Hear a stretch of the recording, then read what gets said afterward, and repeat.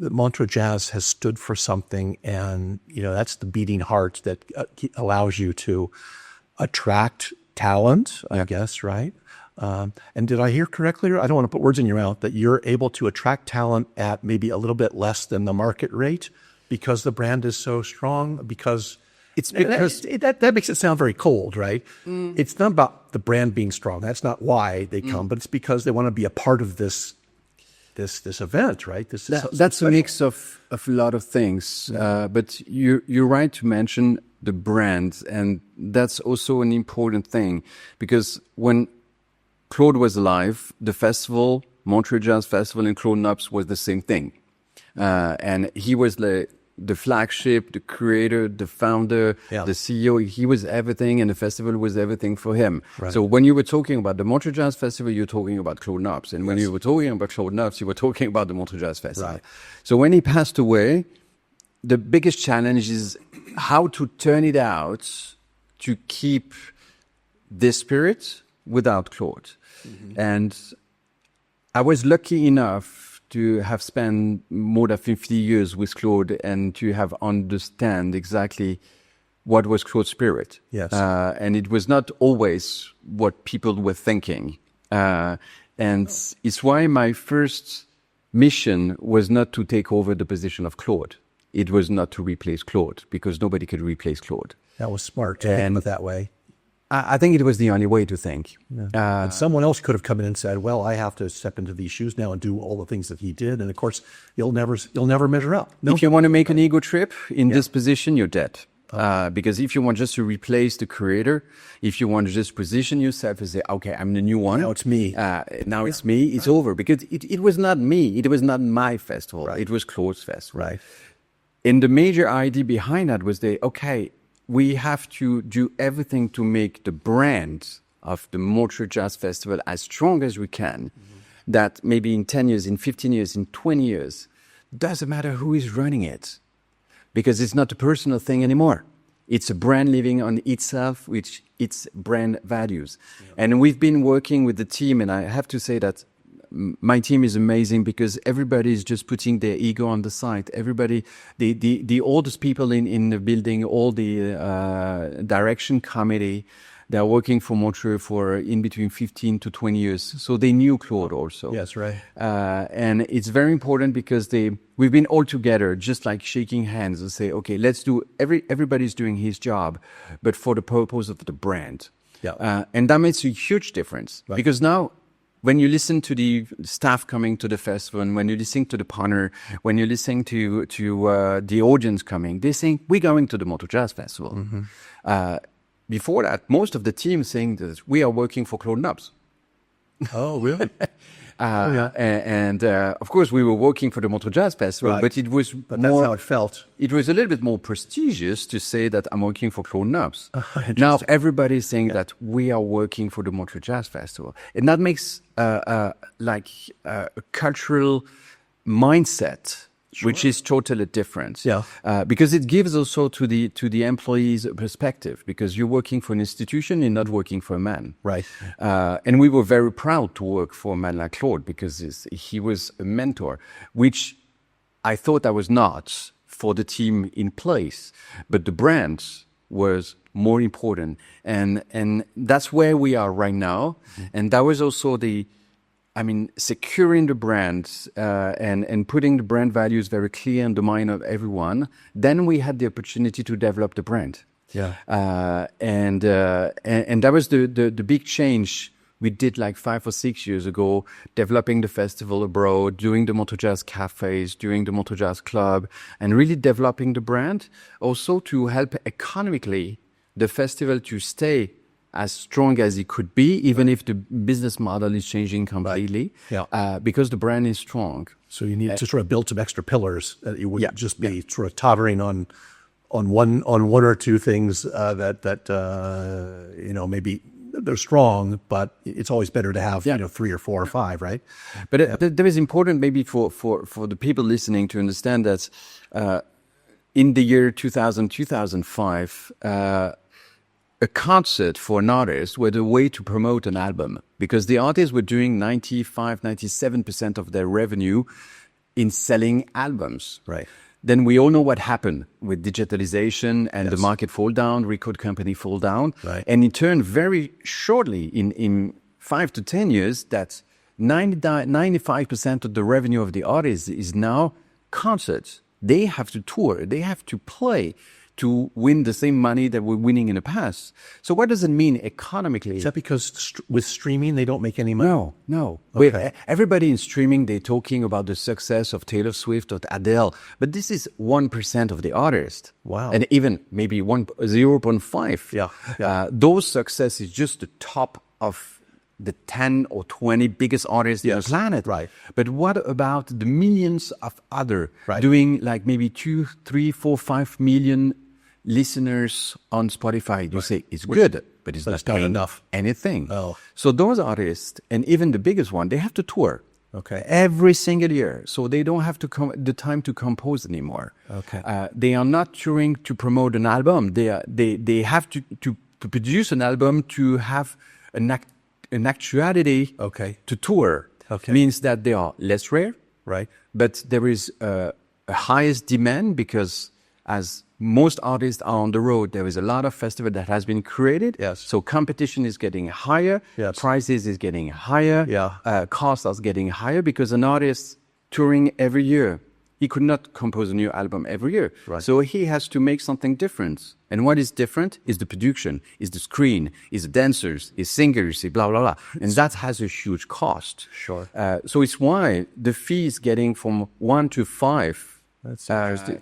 in very single year. And just to end on that, it means that Montreux with 5,000 capacity, how could I fight with 100,000 or even 50,000? Yeah. And that was, for me, honestly, the best thing that could happen to Montreux, because we were already so irrational in terms of structure. Oh, right.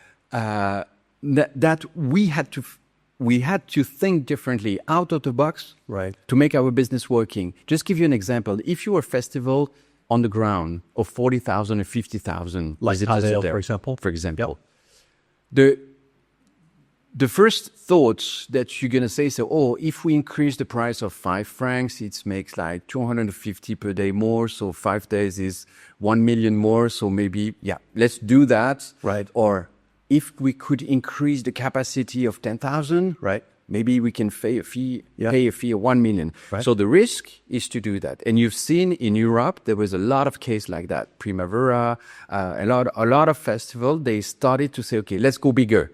Okay. Because if we have more capacity, we can pay higher fee. Sure. But at the end, it's the ball and it's the circle, because you have more capacity, but to fill that capacity, you need bigger artists. And to have those bigger artists that are much more demanded, you need to pay a higher fee. Yeah. So at the end of the circle, did you win something? Or is that the risk that you've taken? For example, there is one festival in France, they're moving from 50,000 people a day to 70,000 people a day. And now they're coming back because they understood that for 2 days, they had the opportunity just to pay a little bit more. But at the end, as they could not pay the A artist, they have to pay the B artist, and the B artists are not filling the 70. It's like the chicken and egg. Oh, I see. So Montreux was never in that solution, and we are lucky enough in Switzerland, especially in the French part of Switzerland, to have brilliant promoters on the market, like Paléo, like Festinoche, like Science sous les Étoiles, which are people on the business for the last 30 years that understood that very clearly. Take Paléo. They could have taken the decision, okay, let's do a bigger festival and increase the price of 10, and then we have the money to pay Ed Sheeran and Dua Lipa. They haven't done that. And they were right, because doing that was just running after the train.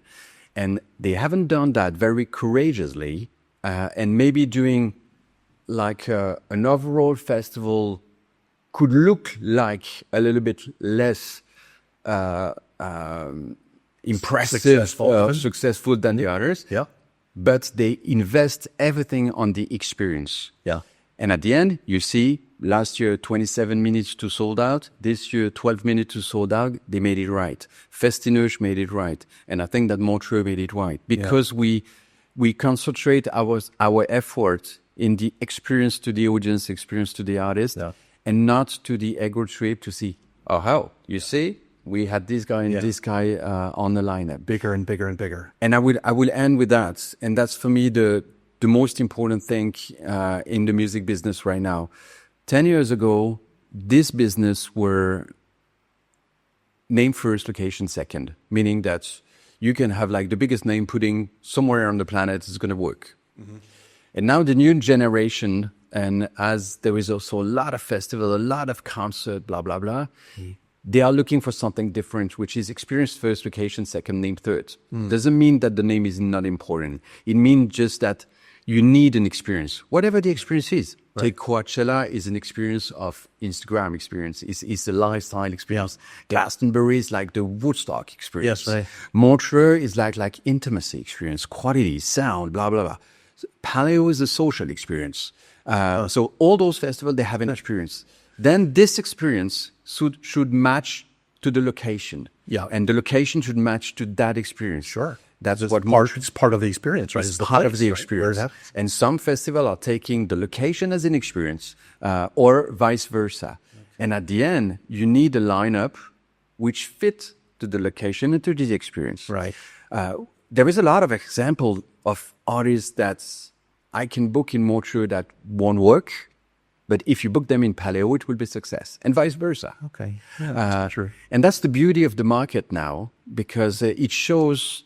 And it's maybe back to your first question of the major changes, is that we had to adapt our mindset to the music business. Mm-hmm. And that's something I could do because I was dedicated to the brand.